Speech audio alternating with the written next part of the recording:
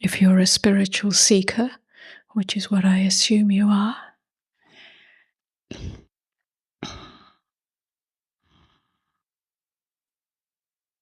then at the core of that spiritual seeking is the desire to end personal suffering.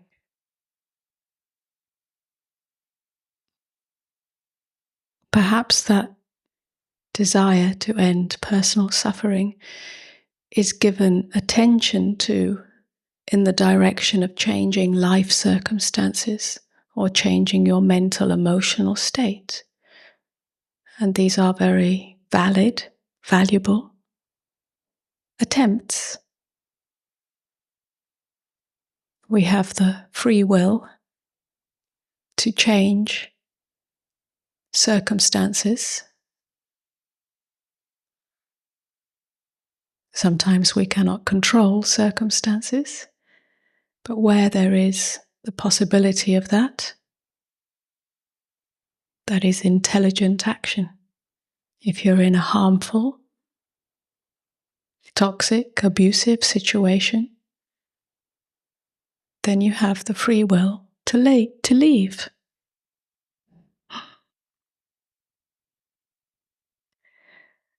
And we can give many examples of that. You're also free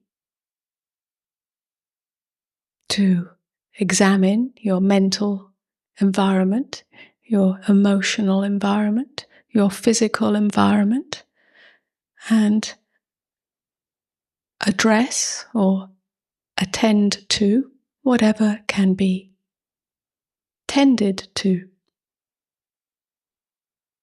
or to accept deeply that which cannot be changed or seems to not want to change.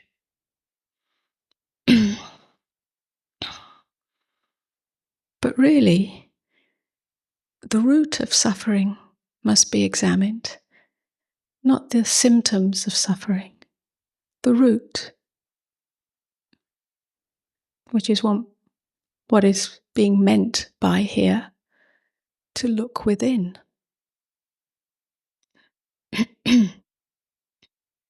The default the default position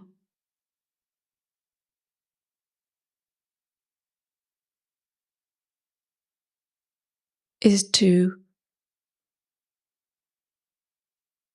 give attention to the content of our experience.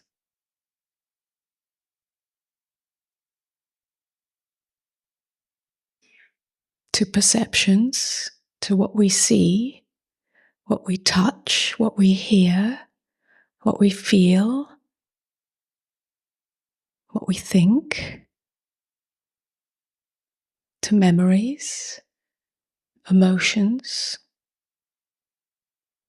hopes and fears.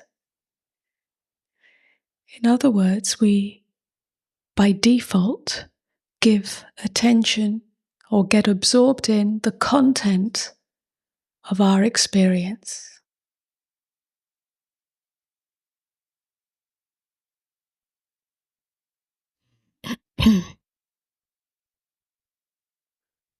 To give attention to the content of our experience is obviously valuable on a functional level.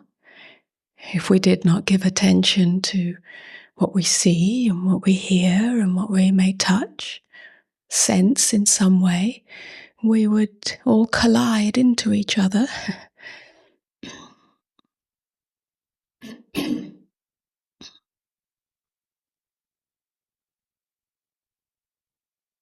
But when that attention is given to the content of our experience, which is usually our internal experience,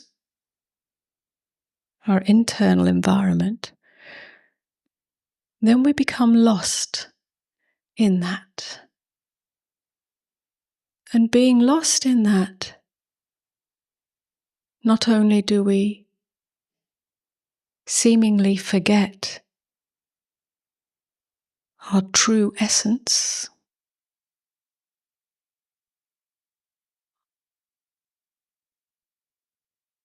But we also attempt to control or reject or hold on to the ever-changing, fluctuating nature of the content of experience. Therein lies the root of suffering, the pendulum swing of what in Buddhism is called craving and aversion, the wheel of samsara.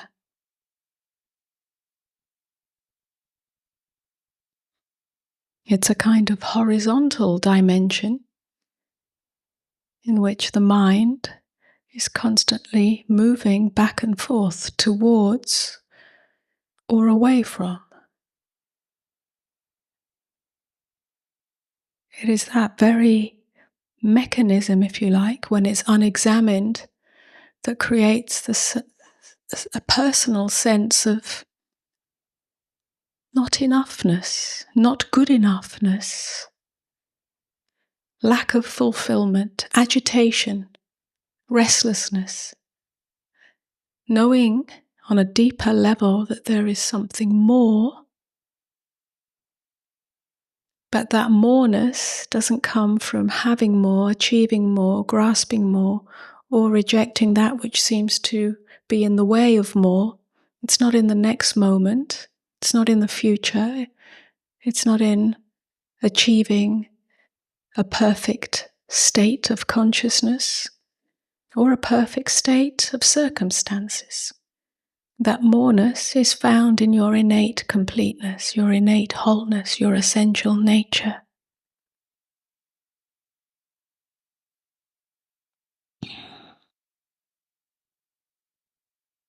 We can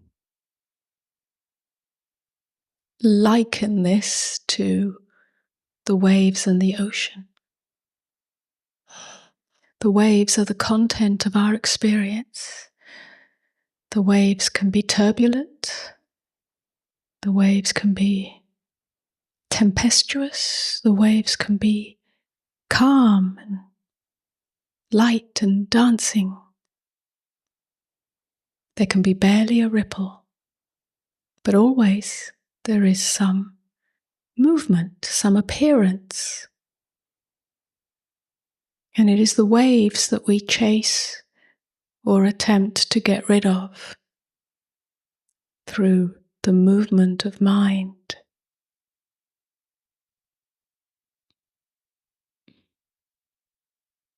So if we look for peace, if we look for happiness, if we look for love, if we look for deep rest, if we look for completeness and wholeness in the waves, then we are at some point going to be disappointed,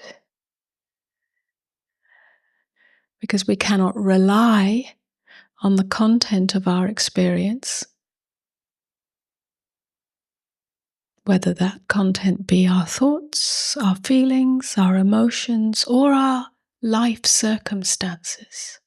We cannot rely on any of that for true peace, for that which we really seek, the eternal ground of innate goodness that is your essential nature. So if we cannot rely on the waves, then what can we rely on? Essentially, that is the spiritual seeker's question. We can phrase it in many different ways. We can say, well, I'm seeking an answer to who am I? I'm seeking the end of suffering. And another way of saying it is, what can I truly rely on for that which I know in my deepest, but somehow it has not yet been revealed. Or perhaps it is revealed in certain moments, maybe in meditation, maybe in moments of beauty, maybe in moments of silence, maybe in moments of deep connection with another. But somehow it slips through the fingers. It's not always here. It is not known to be eternal and ever present. So what we're truly seeking, or what we can truly rely on, and we have to discover this, we can't just believe it as a belief system, as an ideology, as a hope. It must be known through direct experience, is the ocean. If the waves are unreliable, then surely we must turn our attention to the ocean.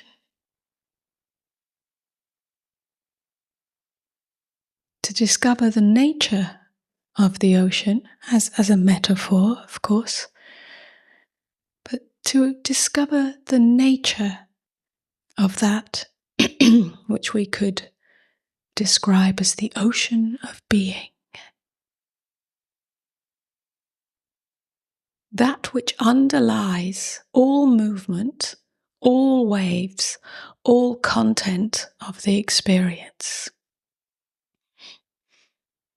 In this way,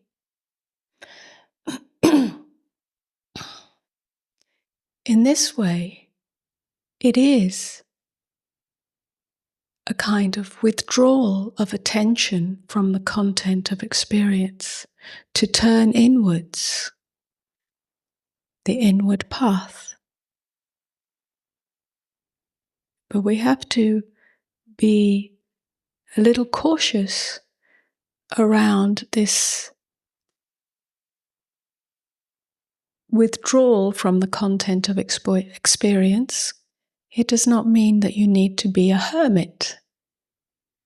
It does not mean that you have to totally withdraw from life. What it really means is that you must start to examine how awareness gets completely, most of the time, sucked into the content. It's as if awareness and the content of experience, the waves, are stuck together, enmeshed, entangled. So we're talking about disentangling, not withdrawing as such, but disentangling. And that disentanglement comes through self-inquiry, which is what this really is. Self-inquiry is not necessarily a particular process or method. It is not the repetition of who am I ad infinitum, and still you don't know. It has many doorways to it. It's a looking within and asking oneself questions. Those questions are not intellectual questions. They're not about knowledge. Don't try and fix these words, because they will be spoken of in different ways every time. There is no formula. The questions that you ask yourself are more of a contemplation. Contemplate that which is more ever-present, ever more intimate, and unchanging in your experience than any thought, than any feeling, than any sensation, than any memory, than any hope, than any fear. It's always available to you. That's why it's the direct path, because it's available. It's already here. In that sense, you're already free.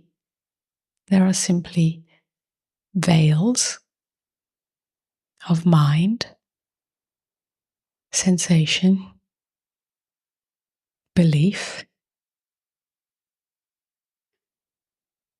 emotion that seem to obscure that which is already here.